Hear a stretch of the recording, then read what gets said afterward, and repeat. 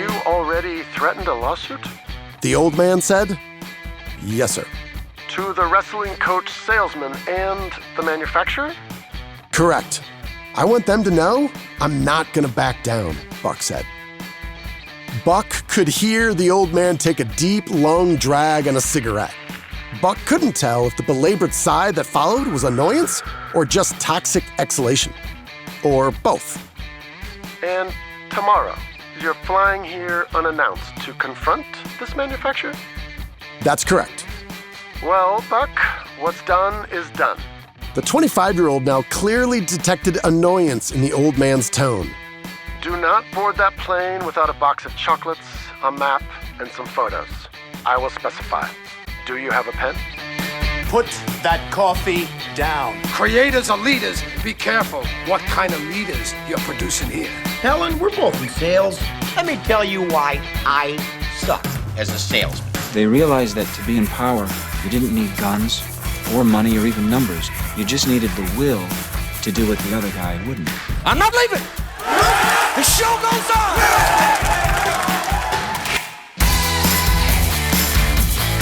Well, hello there, friend. Welcome back to the Construction Leadership Podcast. I'm your host, Bradley Hartmann. Today, my friend, we have a very exciting episode for you, a little bit different.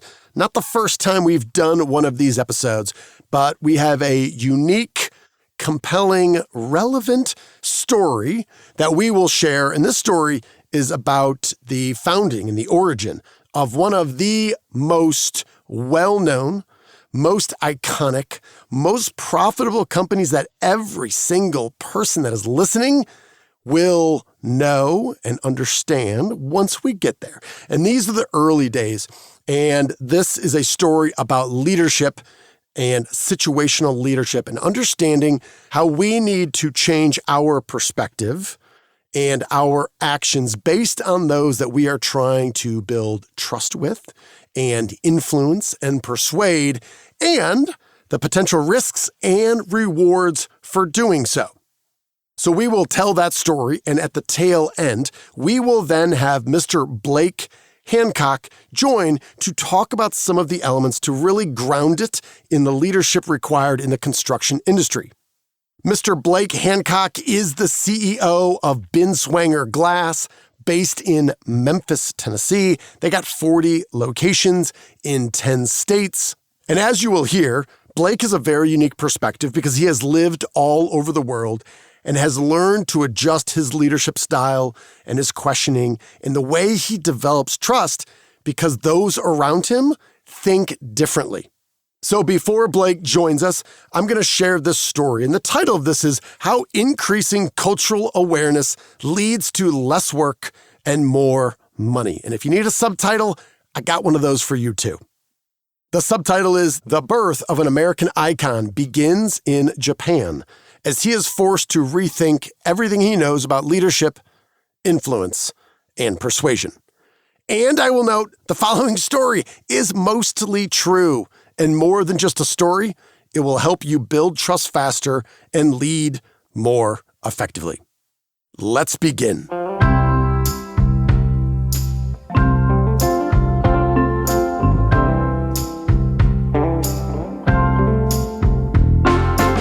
Brown. Everywhere Buck looked, he saw the color brown. The industrial-grade carpet in the office was brown. The dividers of his cute little cubicle were brown. Buck was even wearing a brown polyester suit with brown shoes. Now, Buck knew this life. Rookie accountant at a significant firm like Price Waterhouse was the most probable future after graduating from Stanford with these 6 letters after his name: MBA, CPA. He wasn't expecting glamour, but this was depressing. A squeaky wheel announced the worst part of his day. A fresh load of actuarial malaise piled on a cart so high, Buck couldn't see who was pushing it. He hoped it was Penny. She was way out of his league, but Buck was born with the gift of nonchalance in the face of rejection. With a grunt, Penny dropped 25 pounds of fresh math for Buck. A dash of color caught Buck's eye. He leaned over the cubicle half-wall to stare at Penny's feet. "Don't tell anyone," Penny said. "I'm not supposed to wear these, but my feet were killing me." Tigers. Manufactured by Onitsuka out of Japan. Design year, 1963, Buck said. The colorway is fire red, asphalt black, and military blue. It's probably a size 6? Penny retreated a step and pursed her lips. "Oh, wow. I'm not sure if I'm impressed or totally creeped out right now.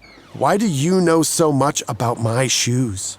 "Well, don't tell anyone, but I'm the West Coast distributor for Onitsuka Tigers." Penny laughed. "Oh, are you now?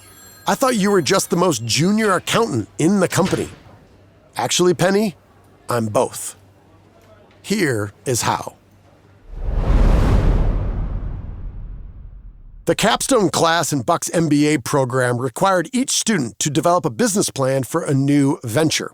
He wrote his on a distribution company for the stylish new Tiger running flats he'd begun to see around the Palo Alto campus. Using his parents' graduation gift of money to travel abroad, Buck found himself standing in front of Onitsuka's headquarters in Kobe, Japan.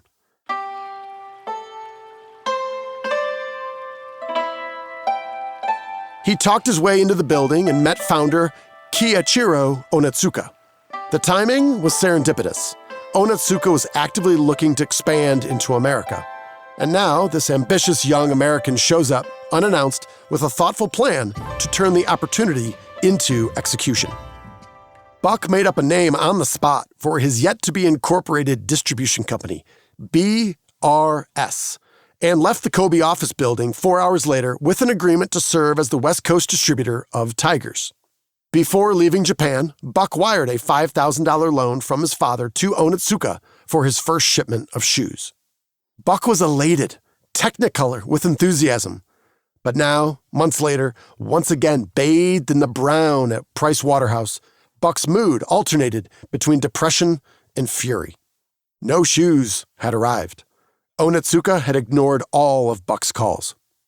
The only relevant communication was from a wrestling coach in New York. In a brief letter, he informed Buck he was in violation of a pre-existing nationwide distributorship between the coach and Onitsuka. Buck was determined to fight. A deal had been made. There was a contract and a handshake. Money had been wired. A lawyer would help Buck articulate his position. Then Buck would return to Japan and demand an audience. Buck took his father's advice and agreed to call a local businessman in Kobe. "Son, he's a longtime friend," the father said. "He grew up in Japan and lived in the United States, and Buck, I believe he can help you." Buck called later that evening. After Buck explained the situation, there was a long period of silence. "You already threatened a lawsuit?" The old man said, "Yes, sir." "To the wrestling coach salesman and the manufacturer?" "Correct. I want them to know I'm not going to back down," Buck said. Buck could hear the old man take a deep, long drag on a cigarette. Buck couldn't tell if the belabored sigh that followed was annoyance or just toxic exhalation. Or both. "And tomorrow, you're flying here unannounced to confront this manufacturer?" That's correct. "Well, Buck, what's done is done." The 25-year-old now clearly detected annoyance in the old man's tone. "Do not board that plane without a box of chocolates, a map, and some photos. I will specify. Do you have a pen?"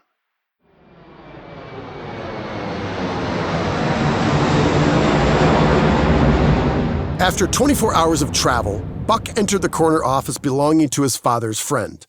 The floor-to-ceiling windows overlook the port of Kobe. Buck glanced out the windows. He then waved his arms toward the ceiling and the brown stratus clouds cloistered there. "The smoke on the ceiling ever go away? Thanks for not interrupting. You're early." 5 minutes early, you're 10 minutes late, right? Buck tapped his wristwatch. "I've been reading about Japanese culture." "Yes, in Japanese culture, showing up 10 minutes early for business meetings is smart." Buck winked at the old man. "But 30 minutes early and entering like you own the place?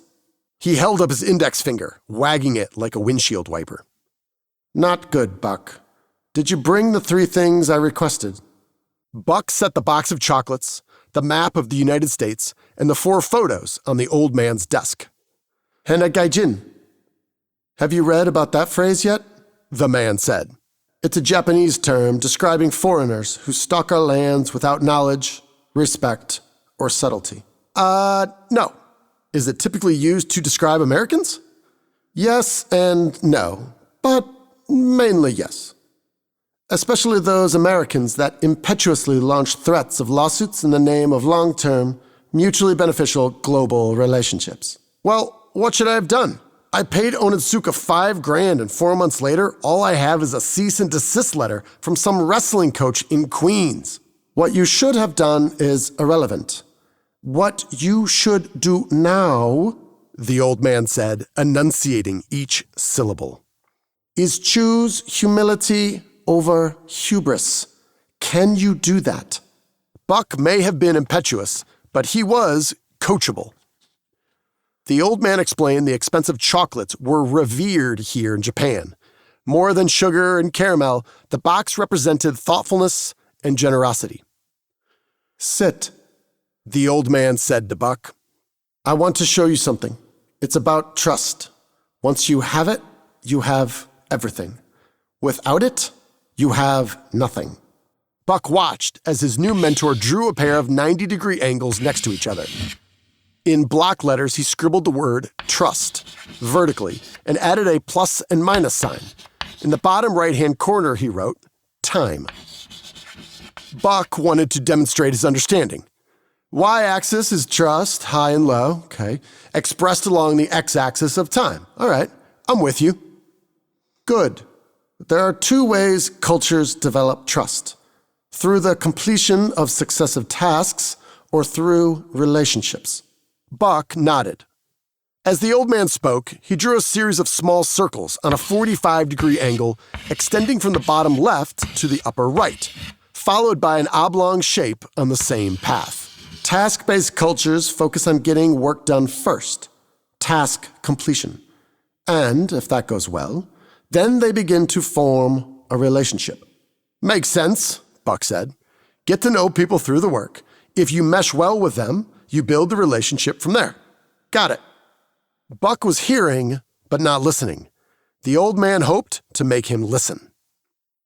If you fail to climb out of the hole you dug for yourself over the next 72 hours, there is no Buck, owner of BRS. The old man made air quotations with his fingers. There is only Buck, the junior accountant, working 80 hours a week. Now, task-based cultures conduct the work functions to foster the relationship, the mentor said. He moved his pen to the second graph. Relationship-based cultures, on the other hand, focus on the relationship first, then move on to tasks, getting work done. Do you see the difference? Yes, Buck said. The circles represent the individual tasks, and the long shape is the extended time spent together building the relationship. Exactly. Which model of trust development makes more sense to you, young Buck?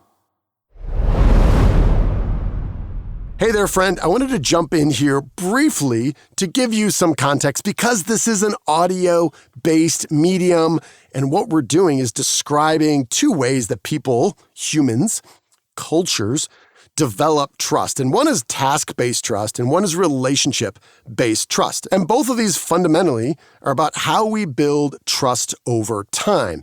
And while we are going to make this available in our newsletter, and it's going to be available on our website as a downloadable PDF, it is there that you will see this, and I think this really comes to life. But I want to do my darndest to try to explain this to you. So what you really see here, so picture 1 line vertical and 1 line horizontal. The vertical line is all about trust, low to high.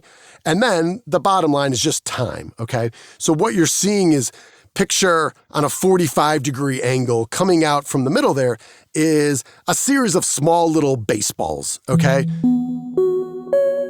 And what these baseballs represent in a task-based culture is that these are individual tasks in and of themselves. Each time we get up to bat, if we're going to use that analogy, I guess we are, then each one of those is a chance to prove that you can hit the ball. You can do something effective. And over time, you will then develop trust. Now, after those little baseballs, there's a series of them. Then there's a long shape that looks very similar. We'll say it looks like a bat. And the bat that is when you transition to actually having a trust-based relationship. So the point is, we are front-loading these individual circumstances where people can prove their trust by getting up to bat and hitting the ball, all right? So that is task-based, and that's what we do in the United States. That's what we do in construction. And I had a superintendent once tell me, why on earth would I ever try to get to know someone and build a relationship with them professionally on the job site if I don't know if they can do the job? Because if they can't, I'm going to fire them immediately. And I said, yes, understand, that is task-based trust. That is exactly what you're talking about. And you are going to have many times the at-bats, you're going to throw some balls, and if they hit the ball well, over time, you can say, maybe we'll get to know each other and we can become teammates. An alternative way is the second graph.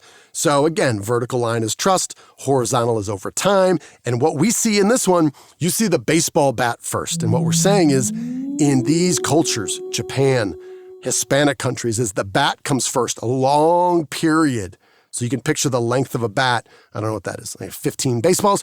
You are front-loading the relationship, getting to know them first. And then, after the bat on a 45-degree angle, you see these separate baseballs that come out. And that is when we actually get to the tasks. The tasks come later. And the mindset is, why would I want to spend all this time working with somebody who I don't trust? I don't want to do that. Life's too short. So how do we do that? We spend time up front to get to know them, build that relationship, and then we get to work and we handle the tasks. So the question is, do you put these small bite-sized chunks of tasks first and then invest time in the relationship? Or do you do it the opposite way? So I would strongly encourage you to visit the website, bradleyhartmanandco.com.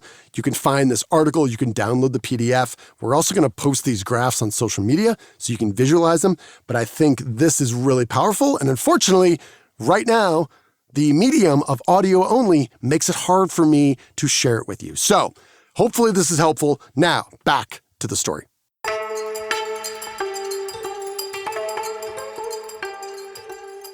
Exactly. Which model of trust development makes more sense to you, young buck? Well, the first one, Buck said. Why would I want to spend a bunch of time getting to know someone if they're not good at their job? Is that wrong? Not at all, the old man said. It's a perfectly American perspective. Could you make an argument for the second method, relationship-based trust development? No, I don't think so. You have a girlfriend, Buck? No, but what? You do or you don't? I know. I like this girl named Penny. It's early, though. If you like this girl, Penny, and you believe there's a relationship to be had, you'll get to know her first. Learn about her. Assess her character. Begin to develop trust, right? Absolutely, Buck said. I guess in my personal life, relationship-based trust makes sense, but in work situations, task-based seems more efficient. The old man smiled a toothy grin. There it is, the American devotion to efficiency. He paused and looked Buck straight in the eye. Successful people, regardless of culture, don't strive for efficiency in relationships because relationships are not efficient. You cannot schedule trust. The old man could see Buck struggling with this alternate point of view. The mentor continued. The end goal is the same. Everyone wants to collaborate with trustworthy people who are good at their jobs. Both paths allow you to reach that destination over time. I see, Buck said. The length of the lines are the same. It takes the same amount of time. Exactly. Two divergent paths arriving at the same destination. But, Buck halted. But that's what I did last time I was here. We had a 4-hour meeting. That was all about the relationship. Was it? The old man asked. Or was it all about you, your business plan, and your company, and your distribution capabilities? Trust is built through an authentic attempt to understand somebody else's worldview, their dreams, desires, challenges, and risks. It's not about you. I know that, Buck said. But it's just that these cultural differences, they don't exist in the States. Oh, yes they do, Buck. They're just invisible to you. Buck sat up straight in his chair. If you know your history, you know that in 25 years, the territory of California went from being part of the Spanish Empire, then Mexican, and ultimately part of the United States. Mexican culture, and Hispanic cultures more broadly, share the exact same relationship-based trust development model as we do here in Japan. Buck sighed and massaged his face with both hands. The 5,000-mile flight caught up to him in an instant. He was exhausted, and now he was confused. The old man smiled and then pointed to the map and the photos Buck had brought. Yeah, what am I supposed to do with these? Buck said. These are tools to better tell your story, the old man said. You are rebuilding your foundation of trust, starting with relationship first. And to do that, you should reframe your story. How? Americans love bullet points and executive summaries. Just the facts, ma'am, and all that. He shook his head no. Given your current predicament, that will not be persuasive here. Here, you must start at the beginning. Build the story and end with what a brighter future looks like with BRS and Onitsuka partnering together. Buck picked up the map. Onitsuka is led by intelligent men, but do not assume they understand the size and scale of your home country. The United States is 25 times larger than Japan. Draw for them specific boundaries of the territory you want. Be humble. Don't ask for nationwide distribution. You can't handle it. And what about these photos? Buck said, referring to the third item on Buck's pre-board shopping list from the old man. The photos all included Bill Bowerman, Buck's former coach and secret co-founder at BRS. While the Onitsuka executives didn't know Bowerman's powerful reputation, they knew the power of the Olympics, which were to be held in Tokyo the following year. These photos of the coach with his championship athletes hoisting trophies and wearing gold medals around their necks tell that story. Nearly all the athletes were wearing Adidas. The Onitsuka executives would surely recognize that. I'll start at the beginning, briefly share my personal story, and focus on how it can help them. Paint a picture of our bright future together, humility over hubris. Right, and expect no less than 3 consecutive nights of heavy drinking and karaoke. You were an endurance runner, right? You'll need all the endurance you can muster. Relationship building here means getting you so drunk you let your guard down and reveal your true self. Oh, I can hold my own, Buck said. Oh, we'll see. The man returned, just a hint of a grin. And don't mention the smoke. The Japanese aren't world-class in much yet, but we own the podium when it comes to smoking in the office.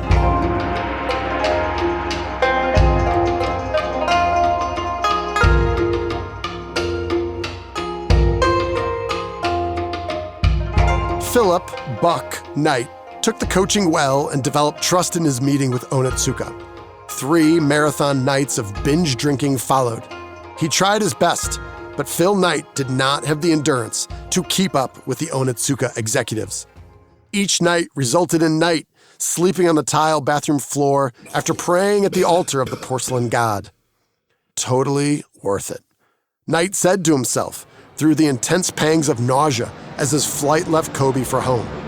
Looking out the window of the plane, Buck saw a landscape rich with a dozen shades of green, the deep blue ocean, and the pristine white snowcaps of Mount Kobe. Such color, he thought. Phil Knight had definitively secured the West Coast distribution rights for Onitsuka Tiger shoes. Shortly thereafter, Knight hired his first employee at BRS, which stood for Blue Ribbon Sports. They sold Tiger flats for $6.15 a pair. The company earned $8,000 in revenue its first year. The company more than doubled revenues over each of the next 7 years before changing the company's name to Nike Incorporated.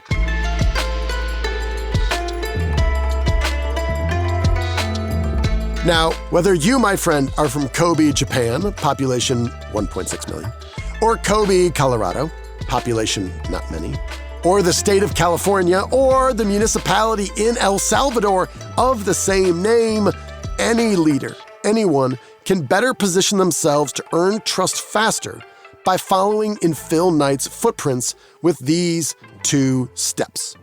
1, pursue micro fluency.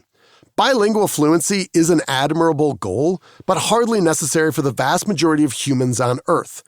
Every language has high-frequency nouns, verbs, and phrases that dominate speech. If you want to learn new language skills to better lead other people and build stronger relationships, identify these first and aim for microfluency, confidence and understanding around a tiny but immediately relevant and applicable subset of the entire language. Learning a handful of terms and phrases will instantly change the stereotype of the arrogant American unwilling to invest time to learn about the others they wish to partner with or lead. 2, understand cultural dimensions. Dozens of books have been written on cultural dimensions, the similarities and differences among cultures. Understanding how other people see the world differently, perceptions about power, persuasion, uncertainty, and trust, among others, allows you to become a better, more adaptable, situational leader. So to help us understand how this story really relates to better situational leadership every single day on the job site, I'm excited to introduce Mr. Blake Hancock. He's the Chief Executive Officer of Binswanger Glass. Binswanger was founded in 1872. That's right, not 1972.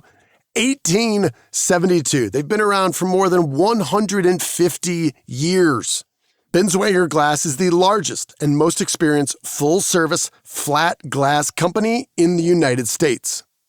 Binswanger Glass was ranked number 9 in Glass Magazine's 2024 Top 50 Glazers list.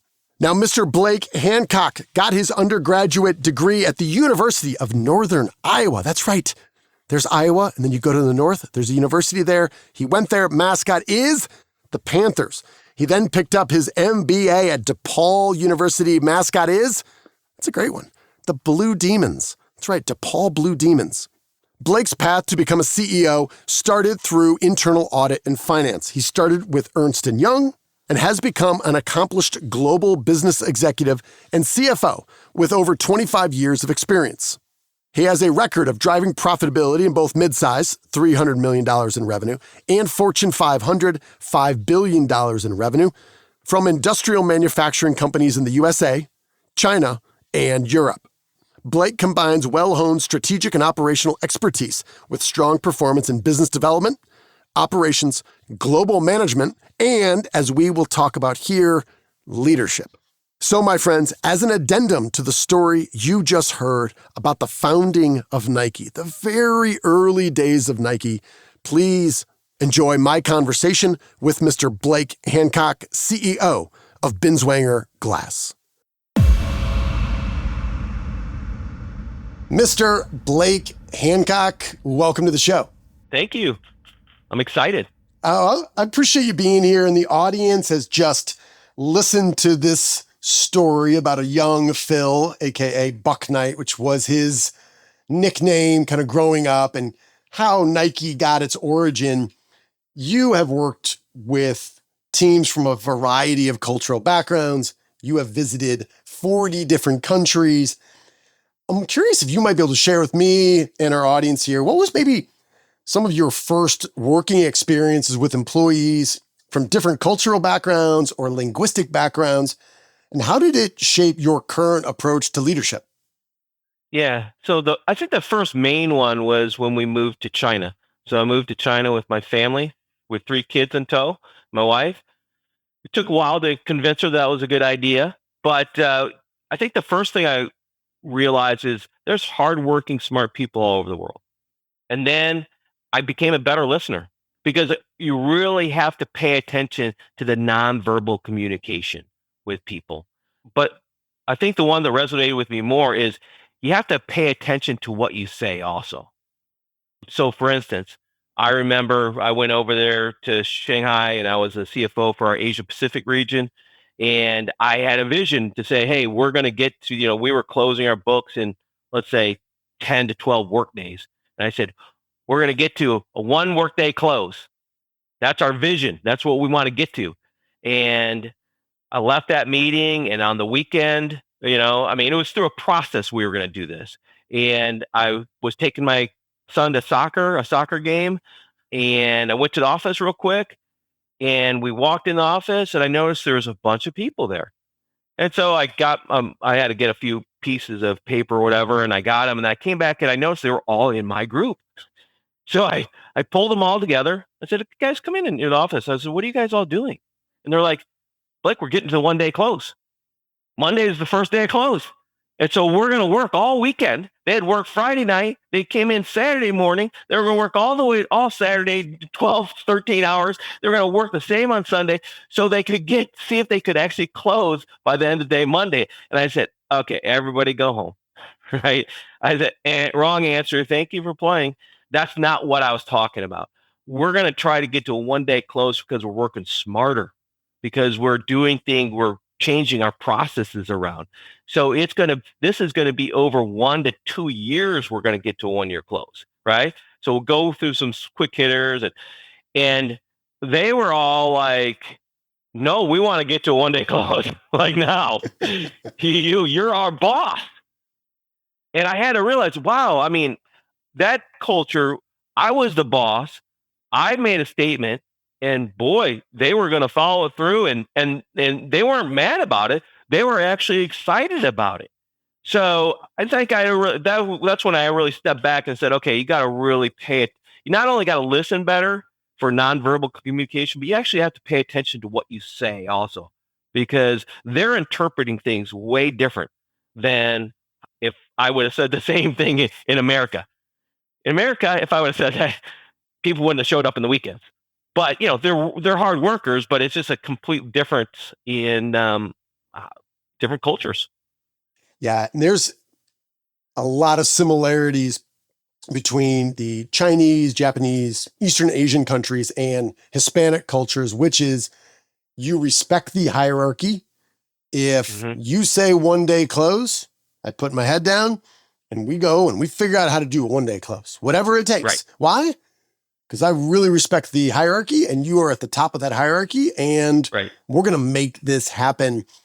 Were there any other broader lessons that stick with you now, or maybe go just a level deeper? How did that change how you set expectations? Was it more verbal, or did you find that, it had to be an email, it had to be verbal, you had to find different mediums to send this message? Or ultimately, how did you make sure when you spoke, you were being really specific, regardless of whether they grew up in Shanghai or they were another expat with you? Yeah, well, I think having people repeat what you're asking them to do is always a good, something that I try to do to make sure that it's clarified, especially if you're a different culture. Because even in the English language, things get misinterpreted. Sure. And I think I heard this on an earlier podcast. The idea that communication just cascades down, correct, right? Is I resonate with it. It doesn't, right? Everything you do, even now, with all American workers, if I had all American, no cultural backgrounds, if you say something, it doesn't mean it's resonating with people. You have to do it again and again. And I actually think you have to need different forms, but the best form is face-to-face. There really is no replacement for face-to-face. So, communication also is about building trust. And so how can you build trust over an email? You can't. You can build trust face-to-face, even though just talking to people. Like right now, I'm going and doing a road show across all our locations on our values. I did our values a couple times in our operations meetings, and then I would go to different locations, and they would say to me, like I would say, "Hey, guys, what's one of our values? And I know people were on the call and there wasn't a response, right? So that's when it hit me also like, okay, I just got to keep on doing this again and again and again and again. And face to face is absolutely the best way. Zoom is good. Zoom is better than an email, but being located at the same time where they can shake your hand afterwards, those, to me, that's the most effective communication. But you got to use all forms of communication. So you're the CEO, large business, geographically dispersed.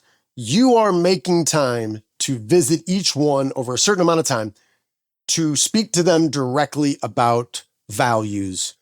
Right. I'm going to ask, maybe this is a dumb question, but I think for clarity, it would be really helpful for me and everyone else. Why? Why are you making that commitment in time? Trust, right? If I made one probably consistent mistake is not establishing trust fast enough, right? And so I've been in the CEO for 2 years and we didn't have values. We were working hard. We were doing all kinds of initiatives, but we didn't have a system. We were talking about a few things, but it was never established as a process and a system. And so for me, if I really want myself and want others to believe and really live these values, I have to go in person. I have to be there face to face. I have to keep on doing it until and maybe it's going to be more than one, right? But we got to keep on sending the message and making sure people understand this is the type of people we want to hire. This is the type of people that here we are a different company. Like, so our first value is do what's right for the customer, period. I don't care if you're on the office or out working on a job. Do what's right for the customer. I actively tell people you do not have to call your boss. If you know what's right for the customer, if you screwed up on a job, you don't need to ask permission. Fix it. Because if they call me, I'm going to fix it. So why create bureaucracy for our customers, right? Just get to do what's right for the customer, period. And I want them to hear from my voice and my story behind it and know that, hey, we're really serious about this. This isn't a pinup on the wall. Well, I can imagine too, somewhere you got a large organization. I don't think it's unrealistic to think there's a very competent, maybe very tenured mid-manager who says, yeah, no, of course, we want to do right by the customer. But if you're going to do something, it's going to cost us money. You better let me know first. And I need to know. And that's a different message when the CEO is there saying, I'm talking all levels, all the way up and down. Right. You have the autonomy, beyond autonomy, the responsibility to do what's right and limit bureaucracy coming from the man up top. I imagine that is going to set a different tone. But have you thought about some of these sticking points when you're back in Memphis, you've moved on to other things, and I don't know, it's not crazy that a mid-manager would want to know if they're spending excess dollars, on a problem. They still are, even though I send the message, right? Yeah. So I know it's happening. I mean, I'm not oblivious to it, right? Yeah. But a couple of things I do try to do to start bridging that gap is I point out the managers and I specifically say, hey, let's just say Michael is one of the managers, right? Hey, you don't need to ask permission to Michael. I'm here telling you right now, don't call Michael, right? Now, I also tell people, be thoughtful, right? So if Michael comes to me tomorrow and says, well, Blake, man, I just bought a Maserati so I can get to my customers fast enough. I'll say, wrong answer. Thank you for playing, though. That's not being thoughtful, right? So we do want you to be thoughtful. We want you, if you have something that's a major, major issue and you're really uncertain about it, then call your boss, right? Play catch. Try to understand but a lot of times, those aren't the situations. Most of the times when they call their boss, they already know what to do, and they already know what the boss is going to say. So let's just try to cut those out first. Listen, I mean, one of the stories I tell people is say, I start out with do what's right with the customer, period, and say, what do you want when somebody comes into your home? What do you want, right? And I usually say, hey, say what you're going to do what you say, pick up the phone, and when I call, and if something goes wrong, keep communicating to me, right? Just be transparent. Just good old-fashioned customer service, right? So that is important, right? We're only giving the same customer service that you expect in your own household. So treat everybody like they're a family member because they are. You mentioned the phrase play catch with your manager. I haven't heard that before. What do you mean by that? From one of my previous companies, it was one of the values they had was play catch. I loved it, right? Because what it means is instead of saying I'm asking permission, it's working out issues as a team. So play catch. So hey, I have a couple ideas. I'm not certain about it. So listen, this is the time that you want to talk to your boss.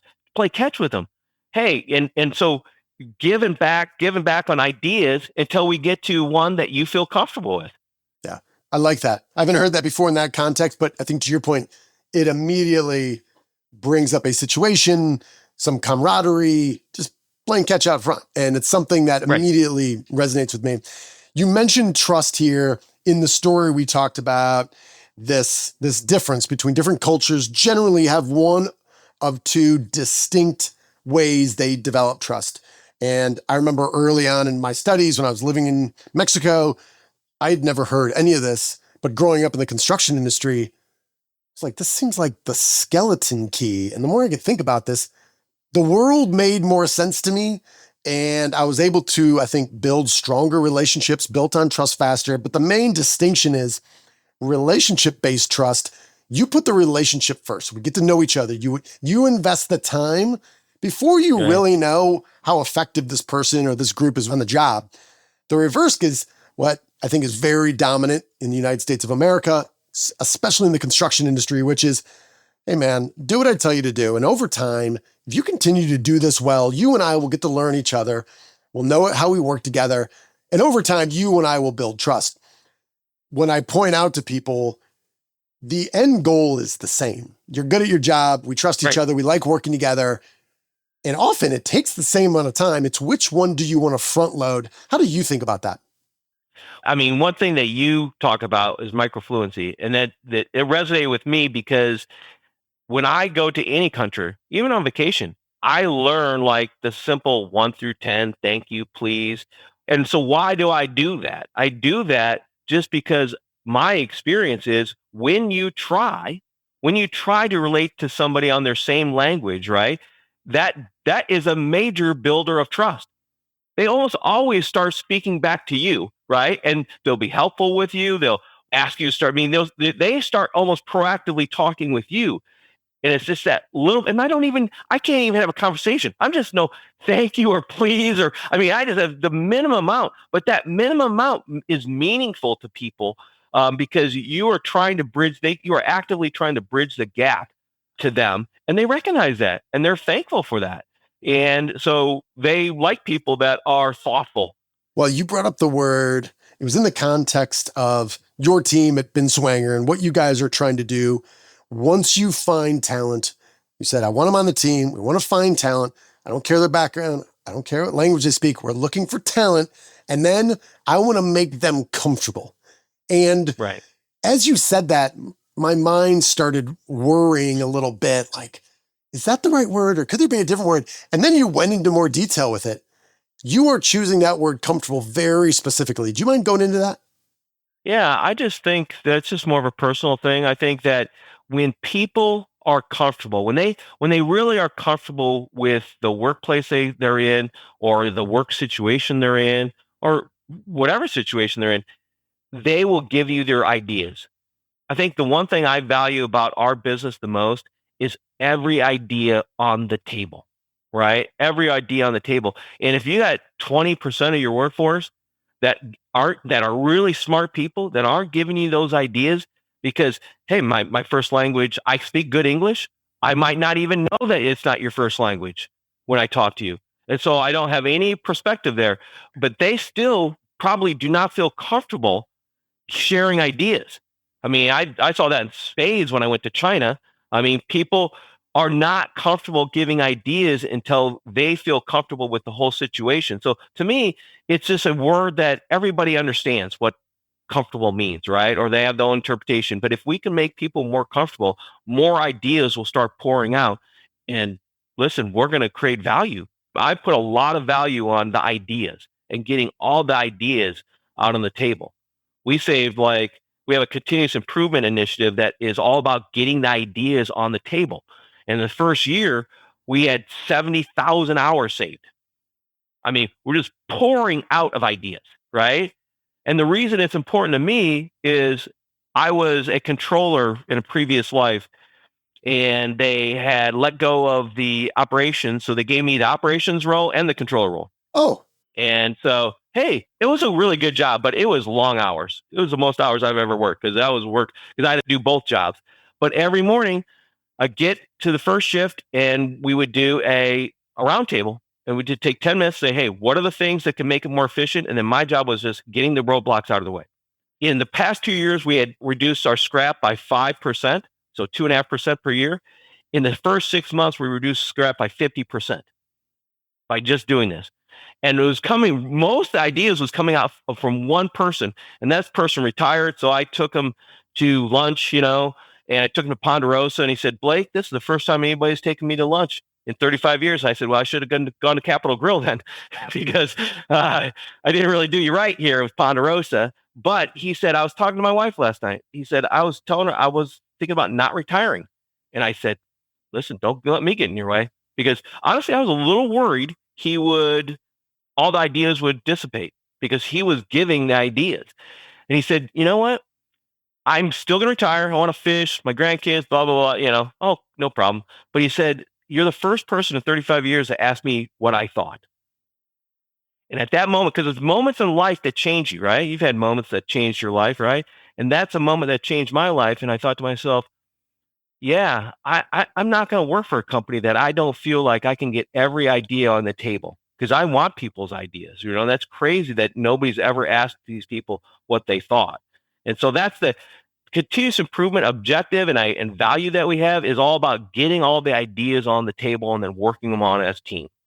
I think that's so powerful. Other than the Ponderosa, that is not powerful. I'm surprised that was your choice there. It was still a good steak, though. I always say, as someone who, and maybe this is defensive of myself, but I believe ideas are a volume game. And sometimes you can have a really good idea. Yeah. It's at the wrong time. Mm-hmm. And I've had ideas that have been floating out there for 8 or 9 years. And you're like, now is the time. I'm glad I've had this idea. But same thing with our team. Let's get ideas, turn it over to them. I would challenge everybody who's listening right now. Imagine all the people you pass every day on the job, all the people that you interact with. And if you're a manager or a leader, how many of them might say, it's been a year, it's been 2 years, it's been 5 years, it's been 35 years since someone said, I want to know what ideas do you have? Do you have any for us now to improve? But I think there's a lot of folks out there, maybe employees that are listening that would say, I wish I had a guy like Blake. I have ideas, but nobody wants to hear them. Or I brought it up a few years ago, got shot down, and they told me to put my head down and go back to work. But yeah, we just had a person come to us, and he's rocking right now, but he came from us. I won't talk about who the company went, but it wasn't actually a competitor, but he had skills on CNC machine skills, and he sought us out. He said, hey, I've been talking to people, and you guys are using these machines. I have all this background in this machine, and I hear you guys are using them in ways that other people aren't. And he came to us and wanted a job with us. That says a lot. So that was pretty cool. We were really excited about that. Are there some common mistakes, things that we haven't talked about, that you see leaders make when they're managing multicultural teams, and how might you recommend they avoid them? I think the most common is just not taking the time to clarify. I think that's the most common mistake. The mistake that causes the most issues is not trying to build trust first. Yeah, absolutely. Yeah, I used to have an old boss that taught me one of the great lessons was, listen, if you aren't transparent and if you don't tell everybody everything, right, people fill in the blanks negatively. Yeah. They don't just fill in the blanks. They consistently fill in the blanks negatively. So you just say, oh, but the story's bad, I think I'll avoid it. No, because it's going to be a lot worse. They're going to fill it in a lot worse than it even ever was, right? So we are very, very open about our financials, our communication in this business. Everything's an open. We have an ops meeting, and we let anybody that wants to attend can attend it to know the state of our nation. I was just chuckling, just thinking about how true that is. When you don't know, you fill in the blank. And, we've got a senior in high school, and he came home and he said, so-and-so didn't come to school today. We couldn't get a hold of him. My mind doesn't think that poor kid, he might have had, pneumonia or something. Maybe he's sick. I'm thinking, what did he do? Parents out of town? He stay out drinking? He do something stupid? Yeah, Like, that's exactly right. I'm filling in the blanks with the worst possible scenario, not the best one, which I don't know. Maybe that says more about me than general human nature, but I don't know. That's such a great Well, point. no, it's true, right? And then you find out, well, no, he was helping somebody that had an accident on the side of the side of the road, and he saved somebody's life. You're correct. Gosh, I'm a terrible person. Let me ask you this though. You guys, you're a for-profit company. You are large. You guys are growing. You talked about processes. You talked about systems. I once had an executive we were working with. He said, man, I got to tell you, when we have people from different cultures and we have different languages, and you're telling me I got to build trust and it's all about relationships. He goes, all I can see is that we are just making everything touchy-feely and we are going to be losing money left and right. And if we don't turn a profit, I'm out. The next guy in is going to go back about getting results. How do you think about finding a middle path that says, I want every idea on the table. We've got to bridge every language gap. We need to bring together our employees and our customers, and we have to do it efficiently, and we got to be smart how we do it, and this can be predictable and repeatable. Yeah, I mean, that's why we're doing the values. That's why we created the values. We've done just this year, right? So I've spent the first year as a CEO doing exactly that, just trying to task, and realized that we were missing something. And I knew we were missing something, but got caught up in the task. And that's why we put the value system in. We also have done recent leadership training to learn about competencies and how they fit into our values, because we've never had that type of environment at Binswanger. It's a $160 million company, but it was run as 16 different $2 to $3 million companies. Well, I think a lot of folks that are listening now, what you just said is going to resonate with them, which is a lot of autonomy, trust different folks, and everyone's kind of responsible for their P&L, and they're all kind of doing some disparate things, and that's okay. There's lots of different models, but I've just seen working with different clients, at a certain point, you do hit a ceiling of complexity when there's so much differentiation within the business all across the country. It just gets really hard. It's very hard, and you're not really taking advantage of being 160 million. You're not taking advantage of the leverage points that you have as a bigger company. Blake, I appreciate you taking time. It's been a pleasure for me just to connect with you and get an understanding of how you're thinking about talent. You're thinking about bringing more of it in, about making people feel comfortable, and just your experience visiting 40 different countries, living in China, just added a whole different, I think, element of context to this story that I thought you made the perfect guest. So I really appreciate you making time for this. Oh, thank you. I loved it. I really enjoyed it. So I appreciate you inviting me on. All right. Thank you, sir. Thank you. Cheers.